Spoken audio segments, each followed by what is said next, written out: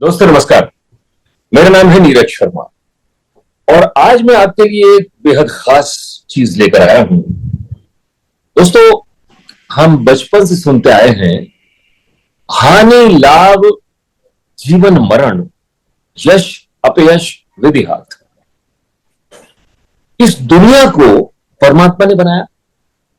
Galaxy, अनंत प्रकार के ग्रह और पता नहीं क्या क्या, और इस दुनिया को चलाने के लिए उसने हम मानव को उत्पन्न किया और मानव ने सभ्यता संस्कृति की रचना की और यहां आता है धर्म।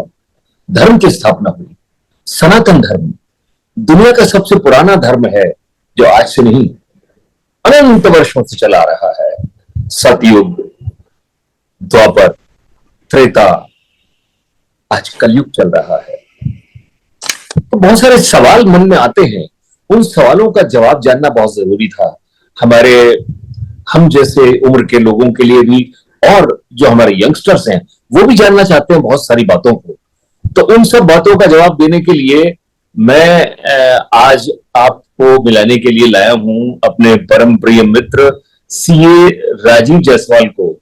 बात यह है कि ये प्रोफेशन से तो सीए हैं, लेकिन ये स्पिरिचुअल गुरु हैं और ये ऐसी ऐसी बातें बताते हैं जो जिन्हें जानकर मन को बड़ी शांति मिलती है और जिज्ञासा शांत होती है। कहते हैं अंग्रेजी में क्वेस्ट, उस क्वेस्ट की शांति मिलती है और बहुत सी बातें समझ में आती हैं। तो मैं राजीव जी को आपके साथ जोड़ता हूं। राजीव जी नमस्कार, प्रणाम, कैसे हैं आप? नमस्कार नमस्कार नीरज भाई, बहुत बढ़िया बहुत बढ़िया। आप बताइए, आप कैसे हैं? मैं बिल्कुल ठीक हूं और आपको देख के तो मन के आत्मा तक प्रसन्न हो गई।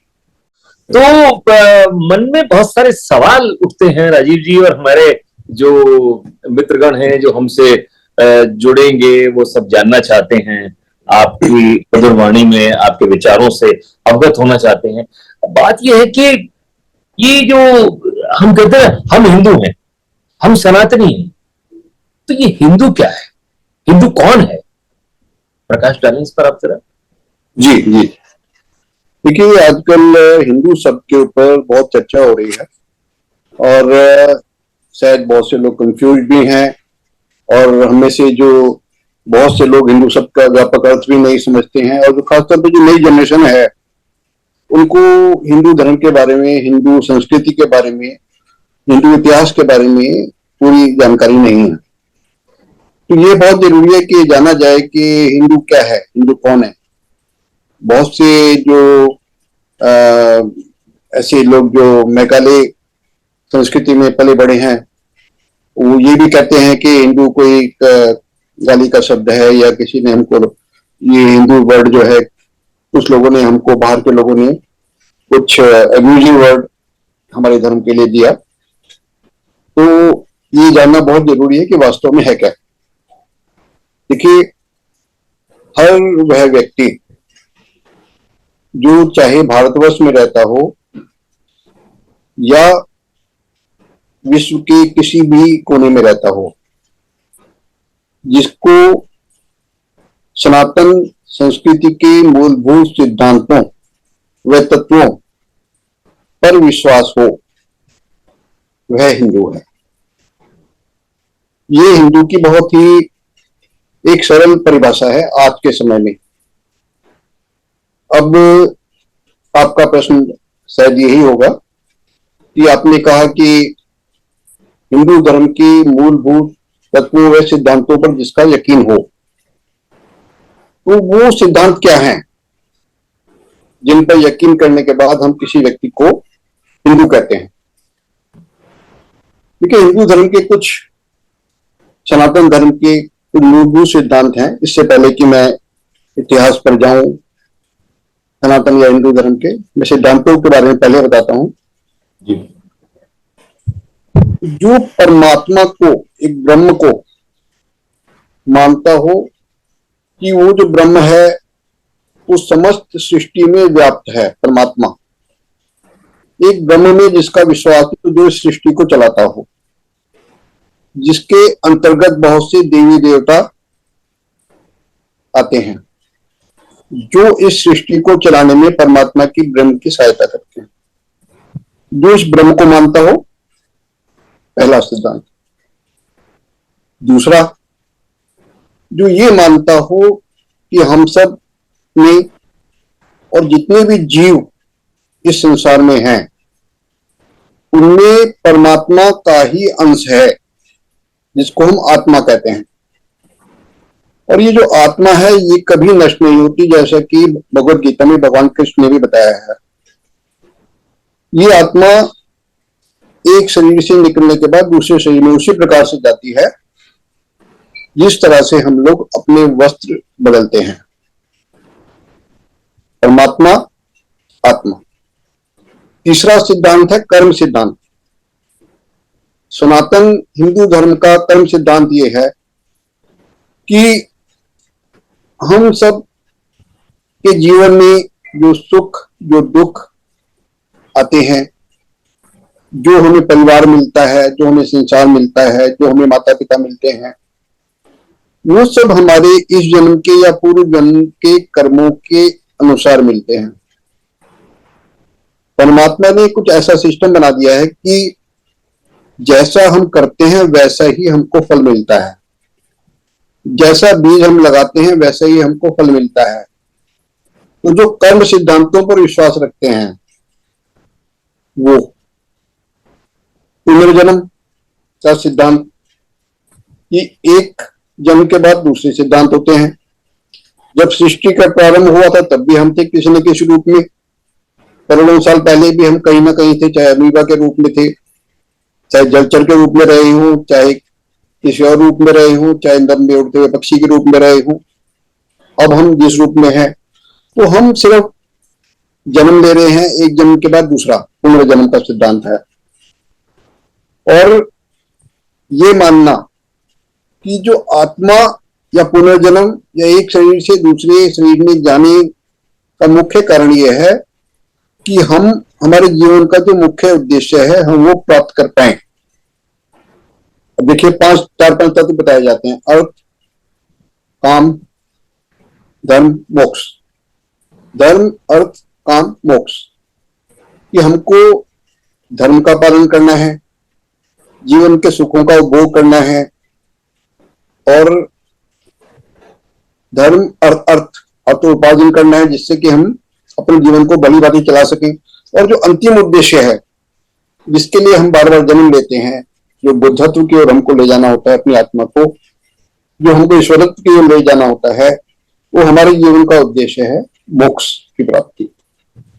ये मान के चलते हैं कि हमारी आत्मा जब प्यूरिफिकेशन होता है, अगर जिन आत्माओं का प्यूरिफिकेशन होता है एक शरीर से जाने के बाद दूसरे शरीर में, वो धीरे धीरे मोक्ष की ओर जाती है। मोक्ष करती है कि दोबारा जन्म मरण का चक्र समाप्त हो जाता है, वो आत्मा परमात्मा में ही विलीन होकर हमेशा के लिए परमात्मा का भाग बन जाती है।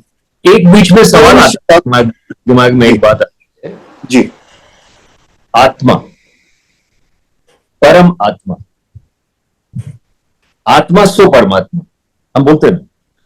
तो यानी जब व्यक्ति की मृत्यु होती है तो आत्मा का मिलन परमात्मा से हो जाता है और वो एक ही चीज हो जाते हैं, वही परमात्मा का अंश हमारे अंदर है। हम जो कहते हैं, बहुत जगह संतों को कहते सुना है, बहुत जगह लिखा होता है, पढ़ते हैं, अहम ब्रह्मास्मि। ऐसा क्यों? ये आपका बहुत गूढ़ और अच्छा प्रश्न है। अहम ब्रह्मास्मि, इसके देखिए दो, ये अगर कोई व्यक्ति ये कहता है कि अहम ब्रह्मास्मि कहने के बाद कोई किसी का अहंकार है, सब मैं ब्रह्मा कैसे हो गया, ऐसा नहीं है। अहम ब्रह्मास्मि का मतलब ये है कि वो अवस्था जिस अवस्था में हमारे ऋषि मुनि ध्यान की अवस्था में जाकर के अपने समस्त चक्रों को जागृत करने के बाद अपने एनलाइटमेंट कंप्लीट प्राप्त करने के बाद जब वो ईश्वरत्व की ओर जाने लग गए, जब वो वास्तव में पूर्ण शुद्ध रूप से होकर के ईश्वर का भाग बन गए, वो समझ गए कि मैं आत्मा हूं लेकिन मैं उस परम पिता परमात्मा का अंश हूं। उस अवस्था में जाकर, उस अत्यंत हर्ष उन्माद की अवस्था में जाकर उन ऋषि मुनियों ने ये कहा अहम ब्रह्मास्मि, तब उनको ये अनुभव हुआ कि मैं ही परमात्मा हूं, मैं परमात्मा से अलग नहीं। अच्छा, ये तो आपने बहुत अच्छी बात बताई। अब हम सनातन धर्म की बात करते हैं, हिंदू धर्म की बात करते हैं। इससे पहले कि मैं अगला प्रश्न आपसे पूछूं, एक मन में बात आती है। हमारे देश का नाम भारत है और हम उसे हिंदुस्तान भी कहते हैं। हिंदुस्तान, तो हिंदुस्तान में रहने वाला हर व्यक्ति क्या हिंदू नहीं हुआ? ये इसमें मैं ये बताना चाहता हूं कि हिंदू शब्द की व्याख्या समझनी पड़ेगी। मैंने एक बात कही कि न केवल हिंदुस्तान बल्कि विश्व के किसी भी कोने में रहने वाला व्यक्ति, चाहे वो पाकिस्तान में रहता हो, चाहे वो यूरोप में रहता हो, चाहे वो रशिया में रहता हो, जो हिंदू धर्म के, सनातन धर्म के मूलभूत सिद्धांतों पर विश्वास रखता हो, वो हिंदू है। अब प्रश्न यह है कि हिंदुस्तान शब्द कैसे पड़ा? जो हिस्ट्री बताती है, एज पर हिस्ट्री, जो हमारे सनातन संस्कृति का उद्भव हुआ, सनातन संस्कृति मतलब ए वे ऑफ लाइफ, जीवन जीने की एक कला, वो अब का जो पाकिस्तान है, वहां पर जो इंडस रिवर है, उसके किनारे जो आर्य बसते थे, उस समय उनको आर्य कहा जाता था, उनकी जो संस्कृति और सभ्यता थी बहुत दूर तक फैली। तो वो जो थी इंडस वैली, जब पर्शियन यहां पर आए तो इन्होंने इंडस वैली को हिंदू हिंदू वर्ड देकर के, उसके वहां के जो रहने वाले लोग थे उनको हिंदू कहा, और वो लोग फिर हिंदू कहलाए। लेकिन बेसिकली जो सनातनी थे, जो वहां रहने वाले आर्य थे, उनको ही हिंदू कहा गया।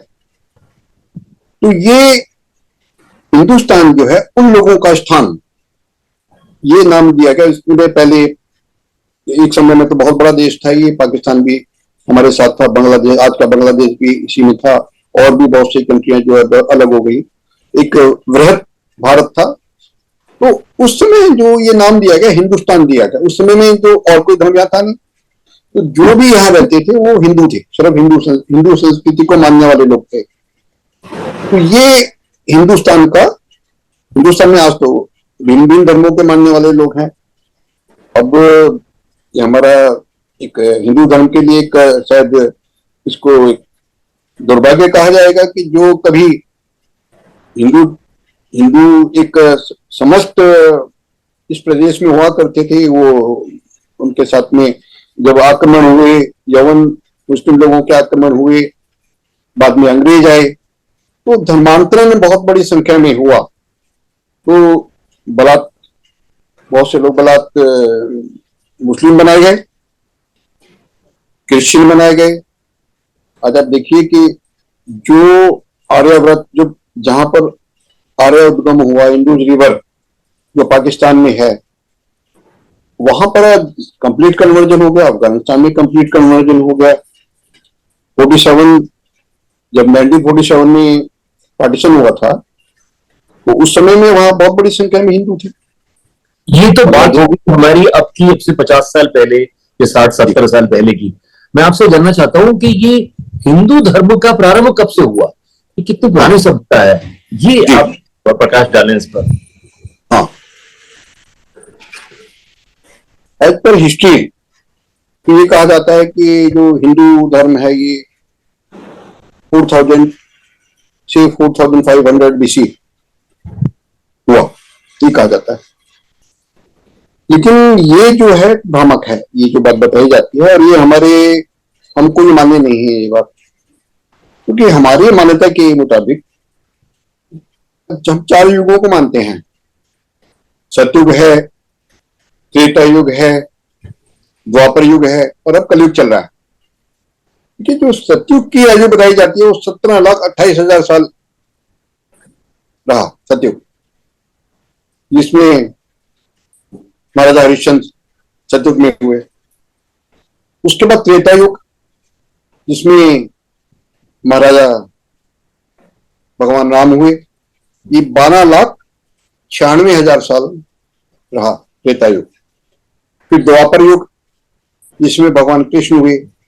8,64,000 साल मान्यता है द्वापर युग की। और अब कलयुग को प्रारंभ हुए, अब 4,32,000 साल हो गए। जब हमारे द्वापर युग में इतने साल रहा, त्रेता युग इतने साल रहा, तो हम ये कैसे कह सकते हैं 4,000 साल पहले, 5,000 साल पहले? ये तो लाखों साल पहले की बात है। जो अगर हम अपनी सनातन संस्कृति सभ्यता को मानते हैं जी। और जो हमारे वेदों का जो उद्गम है, जो श्रुति है, जो उस समय सुन के बोल के कहे जाते थे, बाद में लिखे गए, वो तो द्वापर युग में लिखे गए। तो वहीं से हमारे सनातन सभ्यता का प्रारंभ हुआ, जो अब हिंदू संस्कृति कहलाई जाती है। जी, तो ये तो बहुत पुराना सभ्यता संस्कृति हुई। सबसे पहले जिस समय कहीं दुनिया में जब दुनिया के लोग गडरिये होते थे, तो हमारी संस्कृति बहुत उन्नत थी। तो आज के कुछ लोग जो अपने आप को हिस्टोरियन कहते हैं और ये कहते हैं कि साहब हम इस धर्म के बारे में जानते हैं, उस धर्म के बारे में तो जानते ही नहीं कुछ। क्योंकि देखिए, अब 4 युग, सतयुग था करोड़ों वर्ष, उसके बाद त्रेता हो गया, फिर द्वापर, अब कलयुग चल रहा है, लाखों वर्ष हो गए चलते चलते। और हिंदू संस्कृति, सनातन सभ्यता तब से चली आ रही है, जैसा कि आपने अभी कहा। तो ये तो बड़ी पुरानी सभ्यता और संस्कृति है। टाइमलेस सनातन संस्कृति टाइमलेस है, इसका कोई टाइम नहीं है जी। टाइमलेस संस्कृति है जी। अच्छा, ये मैं जानना चाहता हूं आपसे कि जो हमारा हिंदू धर्म है, इसके आधार ग्रंथ कौन कौन से हैं? क्योंकि ग्रंथ वो डॉक्यूमेंट्री एविडेंस है जिसके आधार पर हम किसी भी धर्म, सभ्यता और संस्कृति के बारे में उसको आधार बना के बात कर सकते हैं। जी, जो हिंदू सनातन संस्कृति के आधार ग्रंथ हैं, जो मूल ग्रंथ हैं, वो 4 वेद हैं। ऋग्वेद, सामवेद, अथर्ववेद, यजुर्वेद। उपवेद भी हैं इनके बाद। वेदों का सार उपनिषद में है और उपनिषदों का सार भगवत गीता में है। और इसके बाद रामायण भी लिखी गई, महाभारत भी लिखी गई। वो हमारे कोई ऐसे एक ग्रंथ नहीं है जैसे बाकी धर्मों के कोई एक ग्रंथ है या एक प्रॉफिट है, उनके ऊपर वो बेस्ड है। हमारा कोई एक ग्रंथ नहीं। हमारी तो संस्कृति कहती है कि हम जितना ज्ञान अर्जित कर सकें समय समय पर, वैसा करें। अब जब द्वापर युग में वेद लिखे गए, हमारे ऋषियों ने उस समय में, उनको श्रुति ग्रंथ कहा जाता है। श्रुति मतलब उस समय बोल के सुन के वेदों को कहा जाता था। बाद में इनको लिखा गया। तो हमारे वेदों में क्या है, जीवन जीने की कला।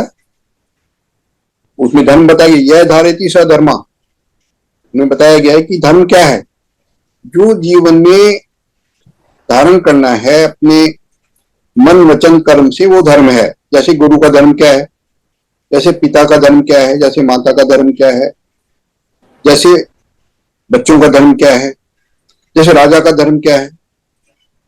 तो ये जो है, ये धर्म है। ये हमारे वेदों में, उपनिषदों में बताया गया है। और हमारे वेदों की तो इतनी गहराई है, मैंने मतलब उसमें विज्ञान है, उसमें आचरण है, उसमें सभ्यता है, उसके अंदर अध्यात्म है, उसमें ज्ञान है पूरा का पूरा, सभी कुछ तो उसमें मौजूद है। जैसे आपने बहुत सारी बातें बताई जी। साइंस जो है वो कितनी डेवलप्ड चीजें उसके अंदर मौजूद है, जिसके बारे में अभी आपने बताया। अच्छा, हम कहते हैं कि हम हिंदू हैं। 20वें साल पहले घर के द्वार पर एक चिट्ठी लगी होती थी। अधिकांश लोगों के मैंने देखा है, गर्व से कहो हम हिंदू हैं। बहुत अच्छी बात है, गर्व से कहें हिंदू हैं। आज भी ये प्रथा बढ़ती चली आ रही है, लोग ये कहते हैं।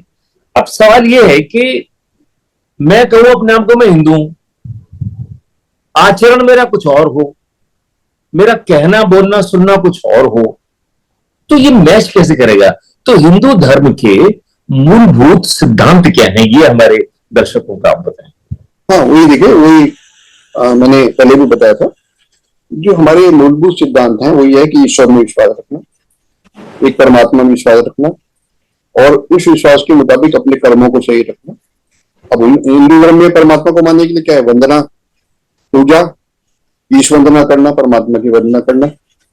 और हम ईश्वर को भी किस रूप में मानते हैं? हम तो प्रकृति में भी ईश्वर को मानते हैं, हम तो मूर्ति में भी परमेश्वर को मानते हैं, हम तो पर्वतों में भी परमेश्वर को मानते हैं, तो कण कण में परमात्मा को मानते हैं।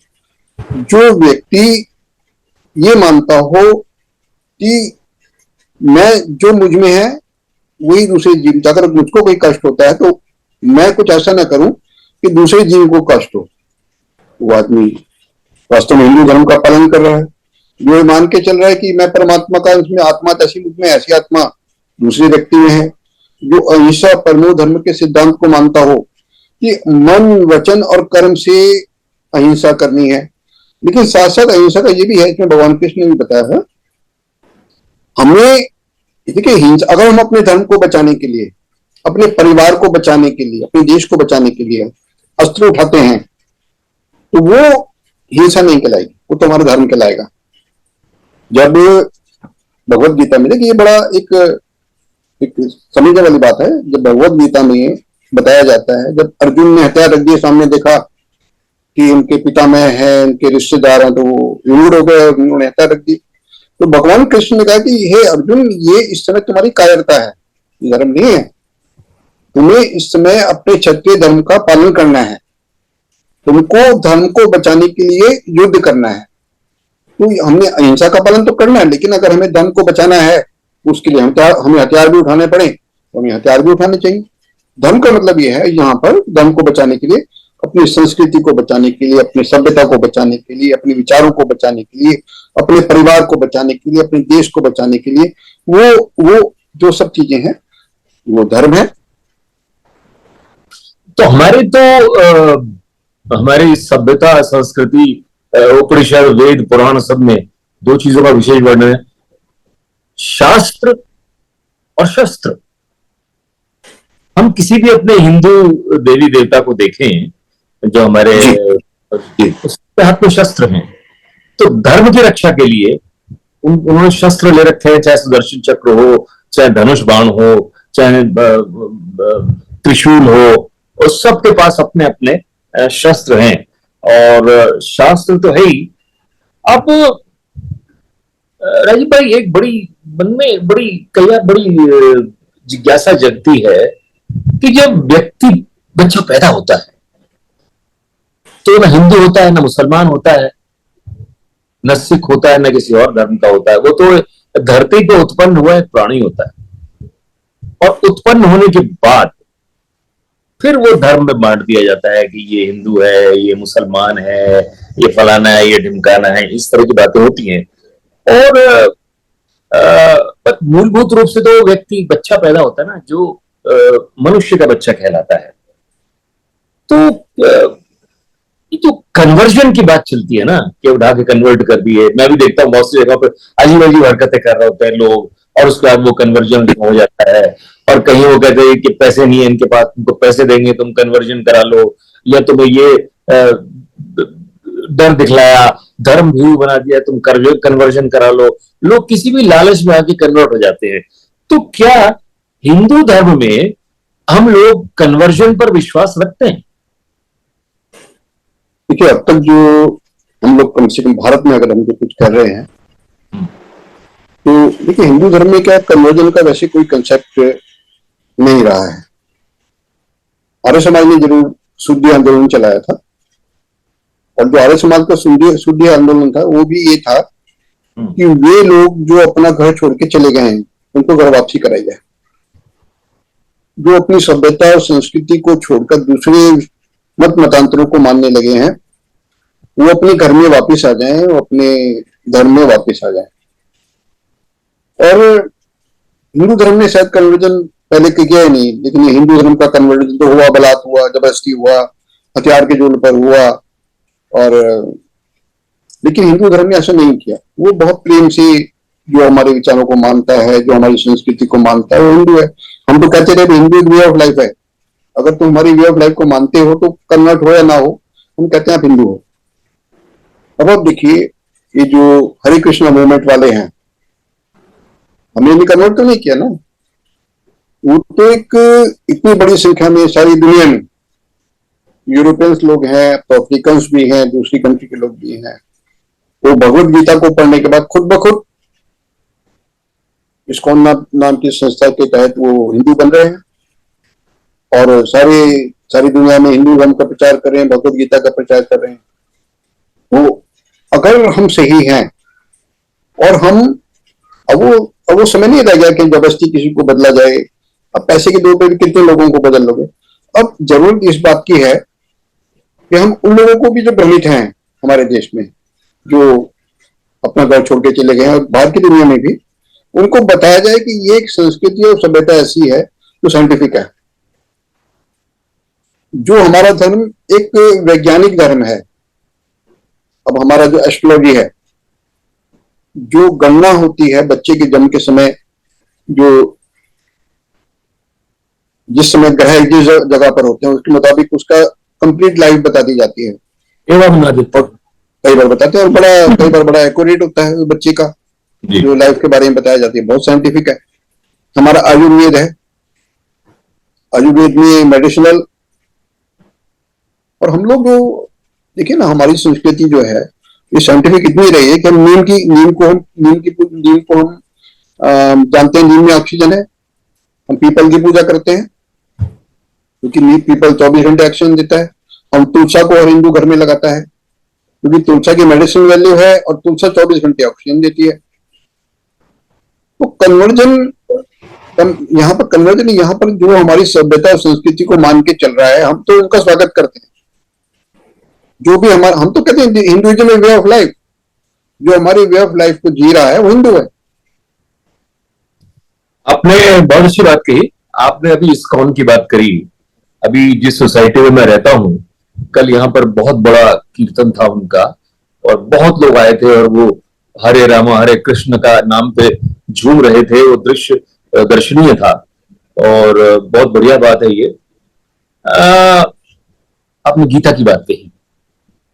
एक बहुत दिनों से मेरे मन में एक बात आती है और मैंने कई बार ये कहा भी है, और मैं जानना चाहता हूं इस पर आपके क्या विचार हैं। राज भाई, हम अपने घर को जाने बिना दूसरे के घर में अगर झांकने लगे तो ये तो अनुचित है ना। हमारा धार्मिक ग्रंथ गीता जो लिखा हुआ है वो हिंदी में भी उपलब्ध है, संस्कृत में भी उपलब्ध है। तो उसको जो संस्कृत पढ़ सकता है उसमें पढ़े, जो हिंदी पढ़ सकता है वो हिंदी में पढ़े। लेकिन एक विशेष प्रथा लागू हो गई हमारे देश के अंदर कि लोग जो ना फॉरेन राइटर की, जेम्स रॉयल की लिखी हुई पढ़ेंगे, वो उन लोगों की लिखी हुई गीता पढ़ेंगे जो आत्मा में विश्वास ही नहीं करते। तो ये क्या कहानी है? हमारा जो मैंने देखिए नीरज जी, जैसे ज्यादातर जो धर्म ग्रंथ हैं दूसरे धर्मों के, उनमें एक लाइन भी चेंज नहीं की जा सकती है, चाहे वो बाइबल हो, चाहे वो कुरान हो, या कोई और धार्मिक ग्रंथ हो। और हमारे वैसे तो वेदों में भी कुछ चेंज नहीं किया जा सकता है, भगवत गीता में जो बेसिकली लिखे। लेकिन क्या है, उनका जो सार है, भगवत गीता का सार महर्षि अरविंद ने भी अपने हिसाब से लिखा, ओशो ने अपने हिसाब से लिखा। तो एक भगवत गीता में जो भगवान कृष्ण ने कहा है उसका सार अगर कोई भी व्यक्ति अगर प्रॉपर वे में देता है, पूर्वाग्रह के बिना देता है, वो सही देता है, तो उसका हमें स्वागत करना चाहिए। वो तो ठीक है, वो तो जैसे महर्षि अरविंद हैं, कवींद्र रविंद्र हैं, या भारत के रहने वाले और किसी भी भाषी जो सनातनी है या हिंदू हैं, वो लिखेंगे क्योंकि वो आत्मा परमात्मा में विश्वास करते हैं। लेकिन अगर विदेशी लोग जो आत्मा में विश्वास नहीं करते हैं और इस पर लिखे, तो उन्हें लिखने से पहले ये आत्मा में विश्वास करना पड़ेगा, और आत्मा में विश्वास करेंगे तो वो हिंदू बन जाएंगे, सनातनी बन जाएंगे। बिल्कुल हो जाएंगे, बिल्कुल हो जाएंगे। मेरा तो केवल इतना सा मैं आपसे डिस्कस करना चाह रहा था कि हमें अपने देश की सभ्यता संस्कृति को पहले अपनी भाषा में पढ़ने हैं। इस पर आपके क्या विचार? सही है। अब हुआ क्या है, देखिए हमारे जो धर्म ग्रंथ है बेसिकली संस्कृत भाषा में है। अब संस्कृत जो है पहले, अब काफी समय से पहले तो एक जो हमारे वर्ग का ब्राह्मणों का उन तक सीमित रह गई थी। जो क्षत्रिय थे वो युद्ध करते थे, जो वैश्य थे वो केवल व्यवसाय करते थे, शूद्र जो थे वो सेवा करते थे। धीरे धीरे संस्कृत का जो चलन पाठन पठन कम हो गया। उसके बाद वो दूसरी लैंग्वेज में आ गई, हर जगह के अपने अपने ट्रांसलेशन हो गई उसमें। अब अच्छा है कि पहले अगर हम अपनी भाषा में पढ़े, हिंदी में पढ़े, कोई अगर हम हिंदी में पढ़ते हैं तो हो सकता है कि मैं ज्यादा प्रॉपर उसको समझ सकता हूँ। और बाहर से भी अगर आता है कि बाहर से भी बहुत से ऐसे लोग हैं जो हिंदू धर्म ग्रंथों को, सनातनी धर्म ग्रंथों को बहुत अच्छा अनुवाद करते हैं, बहुत अच्छा उनके बारे में लिखते हैं। तो अगर वो कोई बाहर के भी राइटर हैं और वो हमारी आत्मा को समझते हैं, हमारे धर्म की आत्मा को समझते हैं और वो ऐसा लिखते हैं, तो अगर ऐसा लिखते हैं तो उनका स्वागत करना चाहिए। नहीं नहीं, स्वागत तो हम करते हैं। मेरा तो मूल पॉइंट ये है कि भाई अपने यहाँ की पुस्तक तो आपने पढ़ी नहीं, आपको संस्कृत नहीं आती, हालांकि अब संस्कृत दोबारा शुरू होगी, मेरी पोती है 7वीं पढ़ती है, वो संस्कृत दिलवाई गई है उसको, तो हिंदी में भी तो उपलब्ध है या किसी भी भारतीय भाषा में उपलब्ध है, आपको उसको उस भाषा में पढ़ लेना चाहिए। मेरा केवल ये बात थी। खैर, ये तो पॉइंट से अलग बात हो गई। अब मैं आपसे एक बड़ा विशेष प्रश्न करना चाहूंगा राजीव भाई,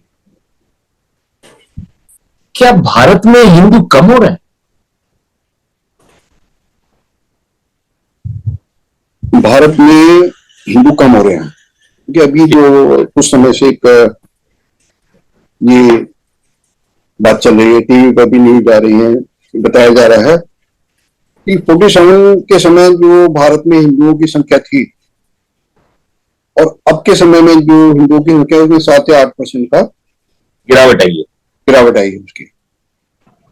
और जो दूसरे कोई दूसरे धर्म है जिनके बारे में बताया जा रहा है, मुस्लिम के बारे में बताया जा रहा है, उसमें बहुत बड़ी संख्या में इजाफा हुआ है।